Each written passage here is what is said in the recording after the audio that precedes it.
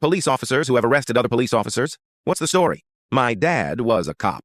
He pulled over a nicer car, speeding well over the speed limit. Before he is out of his cruiser, the driver has what looks like a badge hanging out of the window. My dad walks up, does the usual song and dance. And the driver said, "You obviously can't freaking see who I am." My dad says, "Yes, Lieutenant Colonel, I do, and right now I'm conducting a traffic stop."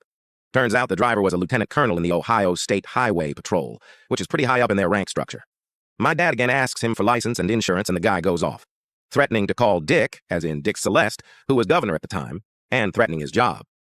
My dad calls for backup and has another officer there to witness what was going on. Eventually, my dad writes him a ticket, and while still screaming, Mr. Lieutenant drives away. The next shift, my dad gets called in by his assistant chief and is asked about the stop, and apparently the colonel of Ohio State Highway Patrol was calling him about it. In the end, they had to bring in the other officer to write a statement of what went on, and in the end, nothing came of it, except the ticket wasn't contested and paid.